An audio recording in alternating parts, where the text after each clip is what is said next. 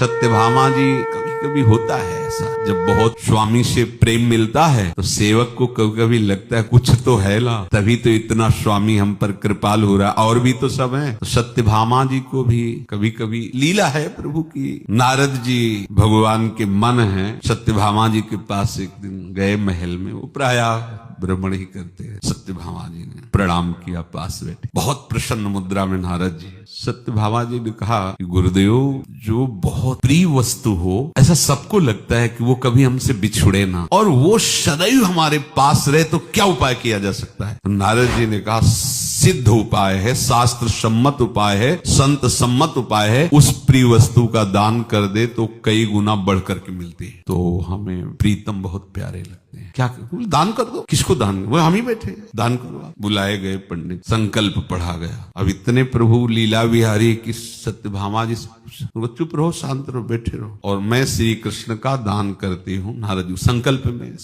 नारद जी का पकड़ो, बीणा पकड़ो। बोले क्यों? बोले दान कर दिया सत्यभामा ने, हमारे साथ चलो, जहां जहां हम चले वहां चलो हमारे साथ। सत्यभामा जी नारद जी के चरणों में लिपट गई। आप कहते थे कि प्रिय वस्तु का दान कर दो तो वो कभी बिछुड़ेगी नहीं और कई गुना बढ़ के मिलेगी, तो आप तो अभी लिए जा रहे हो, हम तो इनका एक पल भी वियोग नहीं सह सकती। तो उनका एक उपाय है, जो दान दिया है उसके बराबर कुछ दे दो तो हम इनको वापस कर देंगे। स्वर्ण आभूषण रत्न हीरा जवाहरात चलेगा ना? जी कहा हाँ चलेगा। इसी बात का गुमान हटाना था। प्रभु से कहा बैठो, प्रभु कुछ नहीं बोल रहे हो, क्योंकि प्रभु के ही मन नारद जी है। अब द्वारिका में ये बात फैल गई, सत्यभामा जी ने दान कर दिया संकल्प युक्त नारद जी को। अब नारद जी ने एक उपाय बताया कि बदले में आप स्वर्णाभूषण। रुक्मिणी जी आए और सत्यभामा जी की तरफ कि ये तुम्हें क्या सुहाई दिया, ये तुम क्या सोच रहे हो श्री कृष्ण को, इनके बराबर कुछ खड़ी है उदास के, कैसे इसको समझाए? कुछ भी बोलेंगे तो गुमान में शायद ये न समझ पाए। बड़ा तराजू लगाया गया, एक तरफ प्रभु को विराजमान, प्रभु नारद जी की तरफ देख के मुस्कुराए। नारद जी ने कहा